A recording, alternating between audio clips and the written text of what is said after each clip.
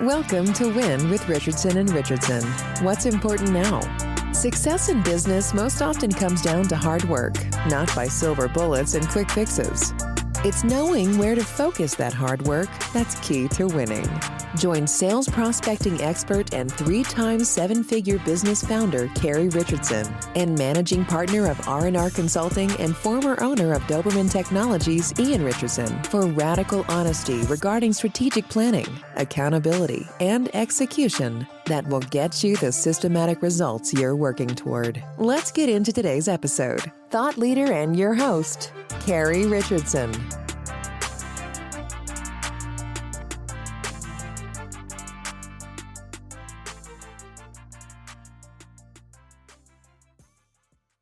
Thank you for joining me today on Win. My name is Carrie Richardson, and with me today is Carlson Choi, who is the CEO of Cork. Carlson, thanks for joining us today. Thank you for inviting me. It's exciting to spend some time with you and your listener here.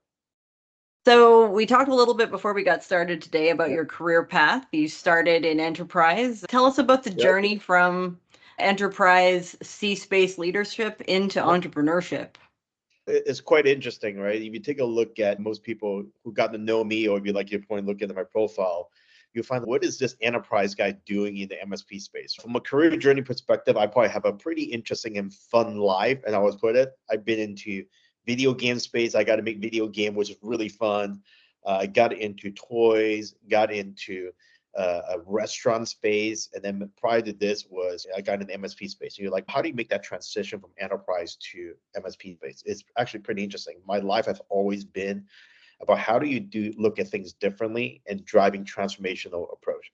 Walking the company, early days video game, how do we move from disc to online play? Let that transformation, build an internal team, drive that piece in place.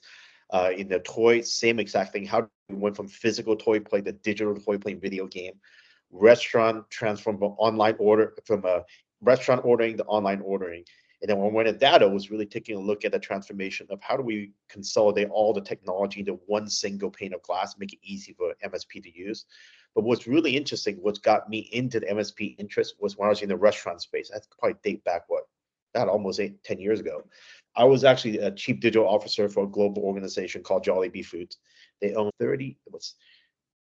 18 brand, 6,500 restaurant globally across 35 countries, operating nonstop. And we touch I have about 2,000 employees globally for IT.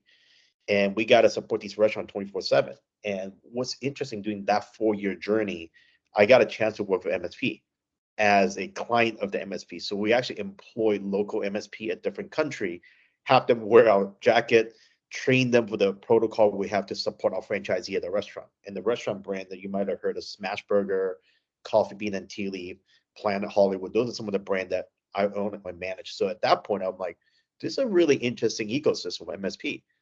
Then I got tapped for the chief digital officer role for Datto. I said, oh, now I got to go to the MSP side and really experience what is true MSP, because I would always tell people this story. When you're in enterprise space, when people said MSP, they think of IBM. They are not MSP. They're large enterprise outsource support, right? They're not really, in my mind, I think the MSP ecosystem is so unique globally that the MSP is the IT and the technology trusted partner for small and medium business. So that transition in data really enabled me to set me up nicely for this stage into finding Cork about 2 years ago now. So where did the inspiration for Cork came from? What was the problem you were trying to solve? Yeah, so it's interesting. If you look at a little bit about people go, where did Cork come from? What problem you're trying to solve for? It's pretty simple. I think it really came from a conversation with Austin McCord, founder of Datto. After the sales of Datto, Austin kind of sat in the room with one of our other major investor, John McNeil, who was a former president CEO of Tesla. But prior to that, he was in the insurtech space. The problem we're really trying to solve for is, number one, as simple as that, is today, when people are underwriting a insurance policy, a cyber insurance, why are we underwriting a digital dynamic environment with a single piece of paper, a questionnaire that you do once a year? That makes no sense, right? Imagine the environment is changing continuously, fraction of a second. And now with AI involved, the bad actors using that to decrease that speed of the attack, driving the speed of attack, and that's changing even faster. But the underwriting of that risk is a long questionnaire form that you have to fill out, right? That's the core of that issue that we started talking about. And then as we talk more about it, these subsequent things that we're trying to solve for is how do you now potentially prevent the attack from happening before, instead of waiting until it's breached and you pay for it, what if we can prevent the problem happening? Then most importantly, the one fundamental piece that Austin implanted in my head was this has to be a channel only business, which make it unique because as you probably know, cyber insurance policy can only be sold by a broker agent. So we had to design a product in such a way that the MSP can resell and create net new MR. So we came in to solve a unique problem that is placed specifically for the channel business. So by design, Cork is a channel business, and we create what we call cyber warranty for MSP to resell to the end client to make net new MR. That's really how we founded the company 2 years ago. So for the people listening today who aren't MSPs, tell us about cyber warranty. What does it do that insurance doesn't? Yeah, so think of it this way. I think we actually spent, if you think about the company I said founded 2 years ago, we spent a good year to do a lot of research, put together the best team to solve the problem. And it's interesting when we first encounter into it is, heck, what is warranty versus insurance? I will put it the best way to think about it. When you go buy a car, the car comes with a warranty to make sure the drivetrain, powertrain, all the engine pieces are working the way that it's supposed by manufacturer specs. Then you will buy car insurance on top of it for third-party damages. And I always joke about it. Is you drive down the street, a knucklehead runs in your car. That's what insurance picks up. Warranty picks up when the powertrain fails to perform per spec, right? So now if you go to the cyber space, it's quite interesting. We started with cyber insurance, which is protect the third-party damages, brand damages. You got MSP community who's providing IT services to small, medium business. The gap is missing. Where the cyber warranty comes in? Who's covering for the performance services of the MSP? Who's filling in the gap between the out-of-pocket expenses for a small, medium business to an insurance gap? So by design, what we have done, we create the equivalent of a car warranty to bundle into a cyber warranty for MSP for them to fill in that gap for the insurance for their client, the small, medium business. And the other piece we have also added a lot of is interesting is that if you look at the automotive analogy, you got a dashboard. Sometimes you get a little check engine light that says put oil in, something is missing. Guess what? You're going to put oil in to prevent the engine failures so the warranty doesn't have to kick in. In our case, what we also have done, we created a platform for Cork platform that plugs right into this existing security technology the MSP deployed to their client. So in the case of a good example, if let's say MFA gets turned off, multi-factor authentication get turned off, we will flip a check engine light on for the MSP to say, by the way, this client, this particular user have the MFA turned off. Let's go 3 days cure period, get it back on track. So really is a equivalent thinking about that in the cyberspace for the channel business. So essentially a dashboard that will indicate to the MSP that they need to go review the posture of their end user clients. Yep. Yeah, that's a good way to think about it, right? If you take a look at that warranty, there's two sides of the dashboard side of it, prevent it from happening. So in the case I would always look at is your favorite sweater. If you see a little thread, you pull on it, the sweater fall apart. What we do is we go back to focus on for the small, for the end client, looking for early indicator for BEC attack, ransom attack, and phishing attack. And we make sure those signals are flagged early. Now, in the case that if it does lead to an attack, our warranty actually kicks in and we provide the end client and the MSP instant finance funding for them to go remediate and manage the matter before the insurance piece kicks in. So it's a really interesting product that we created in this case. It's almost like a bridge finance between the incident and remediation. Now, can the MSP remediate their own incidents in this case? One of the things that I learned about cyber insurance was that they don't allow the MSP, who obviously has more information about this client than anyone else, to participate in the remediation when they're going to pay out an insurance claim. How does warranty differ? Yeah, in the warranty, as long as it's billable hour, that proven record that they've done the work. So it could be the MSP themselves, or it could be one of the partner that have this remediation skill. I think for us, that's what's a uniqueness of warranty, right? In warranty versus insurance, typically the warranty is sold with the managed service agreement by the MSP as bundles. Like when you're buying a car, you get a warranty, or let's say you buy Apple device, you can buy Apple Care, right? Just think Mhm. of that how we're thinking about it. So it does cover for the MSP do the work. We also have a program that we designed to cover the MSP themselves. Because I think when we first came to market, we actually officially opened our door just about a year ago. The MSP first asked, like, "Oh, this is great. I can make net new MR. I can bundle it into all my managed service agreement." Then they go, about 3 months in, I get this question, "Hey, can I buy this for myself?" And at the time, we never thought about that's being an issue. But the MSP told us, like, "Look, we have a hard time even getting insurance. But having this as a gap fillage for us would be great." And then we went back to the drawing board, design a warranty product that MSP can buy for themselves. So now we have both cyber warranty coverage for the MSP and Mhm. cyber warranty coverage that MSP can buy and resell to the end client to cover them. So it was pretty interesting world. So It gives a really interesting opportunity for an MSP to go back and revisit clients and upsell them for a product that provides some more MRR. Are you recommending that companies go and use cyber warranty as a land and expand opportunity for new prospects, or are you looking at adding it to current clients, or do you only sell it along with a new managed agreement? yeah, it's interesting. Like, I think the last year being officially in market, it took us almost like 6 months to iterate, work with different early adopter MSP. In fact, I think what we end up finding that a year into it now, right? What probably works best is the answer is actually both. One, in that all of MSP when they come on board, we always recommend them day one embed our warranty into your managed service agreement. Use that as a differentiation against other competition.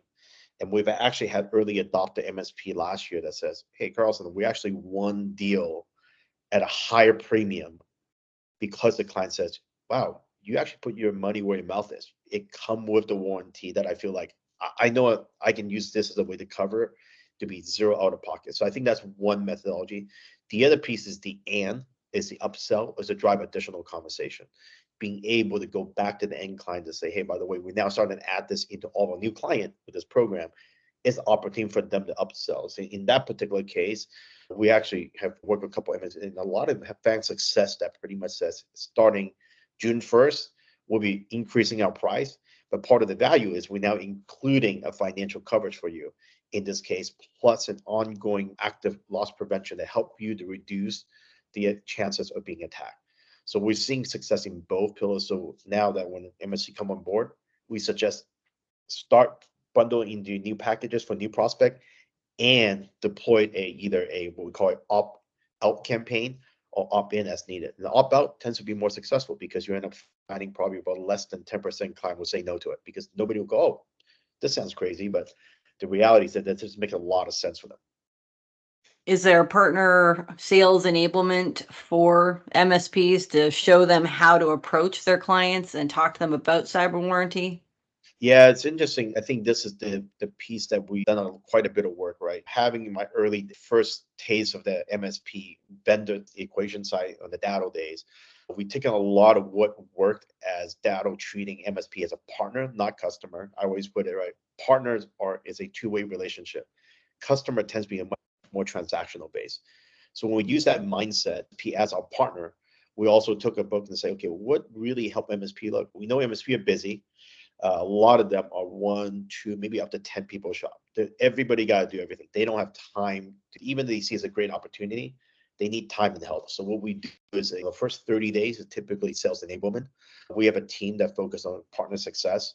We actually even created the point we create all the marketing material from one sheet to PowerPoint deck. And in fact, we go out and pitch with them. It brings back in a lot of, I think Austin shares like an early days of Datto where we're out on the field, we're with the MSP side by side, co-selling with them.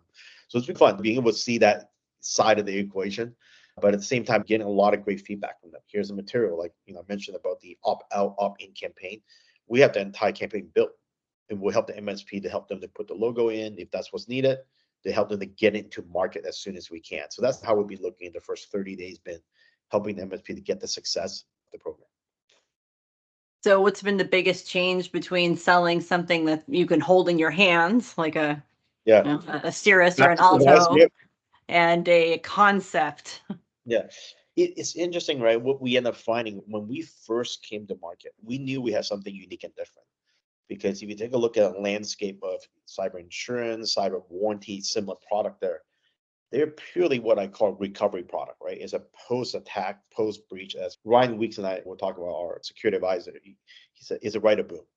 When attack already occurred, everybody's upset, they're freaked out. What I need to do, right?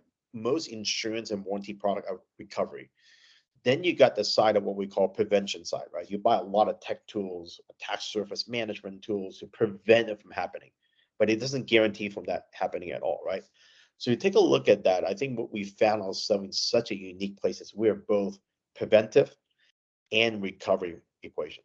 So when you put those two together, we become so unique from that standpoint. In the last year, what we've learned is we came to market just purely on the recovery side, and it was almost full transparency. The first 6 months, it was a nightmare because our MSP community are very much used to selling technology, which is primarily preventive side of the equation. The second you talk about recovery tool, risk management, Oh, like, whoa, all of a sudden, wait, you need to talk to my CFO. Right now, they went from talking to CTO, CIO to the CFO, which is a complete different set of conversation. So midway through, like 6 months in, we got a lot of feedback from my MSP team community. We went out for co-selling. We realized, okay, we need to probably adjust the positioning slightly. So now let's focus more on the preventive side that comes with a financial guarantee. So the moment we shifted that, that's when we saw a huge influx of MSP going, oh, I get this. Let's move this. It's interesting. The products stay the same. There's a preventive element, right? It's better to prevent the attack from happening than having it, and it happens. But if you lead with the recovery side, it became a CFO conversation, which makes it very difficult. The MSP is like, this is different. It's hard. It's talking risk versus let's lead with the technology, the prevention side that has the one financial coverage. So when you leave with that, the conversations stay with the technology, CTO, the CIO. CFO just comes in, oh, this is a nice addition to what we already have and complements our cyber insurance policy. Also become a much faster sell through. So that's what probably one of the major learning for us is start with what we know, right? What our community are comfortable with, but giving that extra edge to open up a deeper conversation with the end client. I don't think your end clients want to have a conversation about worst case scenario during the sales process anyway. So starting the conversation with, oh, and if it doesn't work out. What is interesting is that our early days end client that works out, we always suggest MSP, it's like go to a client that have been attacked somewhere along the way. Let it mostly before they came on board with them, right? Typically you find end client switching MSP after an attack. So as a go start with those clients, and 10 out of 10 times, it'll be a no-brainer. Nobody talked about pricing. They said, yep, I get it. That's great. Let's go. Versus if, to your point, if then they present the end client with a what if scenario, most end client would say, that's not me. That's carried down the street. It's not going to happen to me. And I would say, look, it's not a if, it's a when. The question is, can they recover from that? So I think that a lot of that was still in the learning process, but definitely for those clients that have been attacked in the past, is a no-brainer. It's for those who hasn't been for backup. If you think about selling backup, it's really easy to sell backup in a community where there's been a natural disaster, for example. And if somebody was impacted by that, even if your business wasn't, you're probably thinking more about it than you would have been previously. I would say you've got a nice little pocket where if somebody in your peer group or somebody in your community has suffered from an incident, the odds on you inquiring with your MSP on how you can prevent it become significantly higher. Yep, it is definitely that, right? I think the prevention's always we spend more time on that for those who hasn't been attacked, being able to help them to understand that this is what you need. Like the fact is, your MSP is already doing a great job on what they do on the prevention. What we have put in place is look even further to say, how are you different from attack surface management? We look at the 1% that matters. Right, as the Ryan Weeks and I spent a lot of time in the initial incubation phase to look at, if we purely look at ransom attack, business email compromise, and phishing attack, those are the three contribute about 85% of small, medium business attack. If you pull the threat all the way back, there's probably about typically 6 to 12 months ahead of it, the hundreds of indicators of switches that flips on. What we do uniquely is look at those, where those are coming from by the integration of the existing security stack. When we see those signal kicks in, we'll flip the switch on to get the MSP, to get the end client to close the loop before it becomes a problem. So it's such a unique, different way of thinking about it, than just waiting until it happens and then go, okay, now go talk to the insurance company. In our case, we incentivize not to have the attack from happening, because that's what we strive for. So we're still learning. It's just that we're bridging two very different businesses together, industry together. So you just passed your year anniversary. Yeah, I know. Sounds like you started looking at other Datto alumni when you started building up the team. How big is the team now? And how are you recreating the look, the feel, the culture that Datto is famous for? Yeah, it was interesting. I think when we first started sitting down to look at this concept, right, they're going to go, one of the things that I remember asking Austin was like, what do you see success look like? He's like, I really think we need to recreate the Datto culture in place. So fundamentally, if you take a look at that, I think you probably hear a lot of word I keep using, partner versus customer. I think to us, I think that's what make Datto unique, right? Datto treated every MSP as partner. So in our onboarding in my team and at Cork was, folks, MSP are partners. When you use the word customer or client, it means the MSP client and customer. You never call an MSP a client, because I have a strong feeling with that, is that customer and client are typically treated as a one-way transactional piece, versus a partner is a two-way working together to lead. So I think that one of the core things we start. Second is probably what we take away from what we started there is about product. The product I'll take from Austin's premise, the product cannot suck. The product got to be great. It got to be really well built. If you create a great product and you treat MSP as your partner, the revenue will come. And I think third is listen to your partner. We have a pretty active program now for all the active selling partner. We do these monthly, we call it Cork Connect, is almost imagine an internal peer group where we bring all the partners, whoever's available, come in a group, having a direct feedback to the product team. We say what's working, what's not working, what's a go-to-market like. We need more of these type of tools. And the great part of being a early stage agile organization, we can run fast and respond to those. So we're using all those three of the pillar that really what made Datto was Datto, right, to leading the Cork. Now, the only difference is our color is different. We're not blue, we're not black, we're not gray. We went from the bold orange color. That's why we do something unique from that standpoint. So that's taken on that as part of our DNA is you end up finding a lot of Datto alum, right? We'll say the initial team that we put together with Ryan Weeks, Rob Ray, Irvish. These folks are all, I call it the Avengers of Datto, right? Folks who just knew the community, and every decision that we make, is this the right thing for the community? Is it what the community want? And then you're getting the feedback from the early stage. We had an early access program last summer when we first started. We had over 400 MSP sign on to that. I was like, okay, that's a little bit too much. We're so early stage, but we took all the feedback in to continue to evolve the product. So a year later, now we're on the page. So I think we're onboarding yesterday reports like 2 new MSP a day. I'm like, okay, this is crazy. This is nuts. This is awesome, right? But what really give us the most energy is hearing feedback. We literally it's interesting. We set up direct Slack and Teams channel with each of the partner MSP. So they have a direct line to myself, head of engineering, to head of sales, head of marketing. Why? Because we want that real-time feedback. We know when they have a question, we want them to answer. So our goal right now is continue to maintain that type of pace. And who knows, a year from now, maybe totally different. But right now we're having a lot of fun, a lot of great numbers as we start bringing on new resources. Like I think last month we brought Nick Wolf, those who part of him in the space. He's now a new partnership development.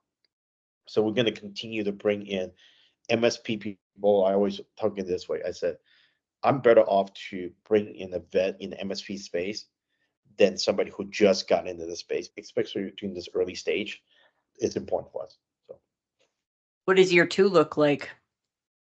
Year 2, I don't know. I'll tell you, we've gotten feedback from MSP. For example, one of the things was folks want to just get access to our platform. We evolved from just purely a cyber warranty the MSP can bundle and resell and make MR.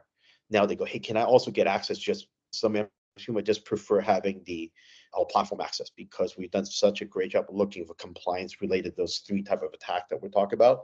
So we're taking a look at that path. Second one that has the most demand that we've been asking was, hey, by the way, this is so great. There's no form to fill out.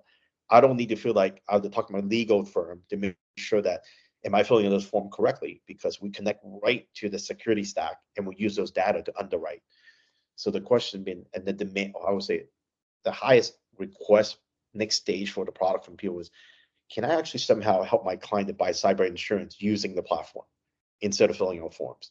So there's been a lot of interesting conversation. We'll see how that panned out to be, but I think we mostly look at the MSP space partner, take their feedback and put them right in the product development cycle. So if an MSP wants to see the product in action, where can we find you in the next quarter? What shows will you be at? So here's interesting things. One is I always suggest people come to corkinc.com, corkinc.com. In there, we got an event trade show that we can be at. We're pretty much at one community trade show per month. We hold our own webinar once per month. And we also got these local roadshow that we actually go and with one of our existing partner, we go to local in-person. I know everything's virtual now. We do in-person roadshow, do a quick lunch and learn. I think our next show would be is actually PAX and Beyond. We're going to be there. I think a lot of the community will be there. So those, of course, is one of our key advisor, Rob, is there. So we're going to be, be part of that show and supporting what he's doing there. So. Who has Rob Ray's old credit card? His credit card is one of the ones with the unusual unlimited cap, if you think about it. The numbers have worn off of it by now. Yeah, the numbers worn off enough swipe, but that's the point. The good part is now that he got tap and pay, right? Is there anything else you want to share with us about what's going on, what we can expect, or is there any surprises this year? There's always surprises, right? I think for us, if anything, is like I always look to this. We are going to continue to evolve based on what our partner asks, right? And I think at the end of the day is we go back to the core fundamental is partner comes first, then the product, and then comes back to what the partners treat the partner like family, get the product right, and then take the feedback and continue to evolve. To us, those are the three fundamentals I tell the teams. So if any partners out there interested, reach out to us. Feedback is more than welcome. Those feedback we're all taking in building a product and building essentially helping the MSP community to build more revenue. So I can't think of a better place to stop than that. So yep, thanks very much for sharing a little bit with us today. I appreciate your time. And I will look forward to seeing you at PAX 8 Beyond. I'm hoping to listen to Malcolm Gladwell's keynote this year. Yeah. No, I'm looking forward to it. We'll definitely love to see you and also your community there. All right. Have a great afternoon. Thanks for joining us. Thank you.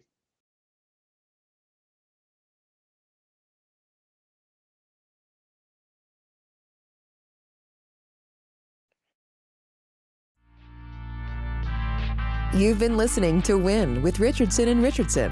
What's important now? We're so glad you've joined us and know you're one step closer to winning big in your business too. We'd love to connect with you outside of the show. If you have any questions or comments, please reach out to connect@rnr.consulting.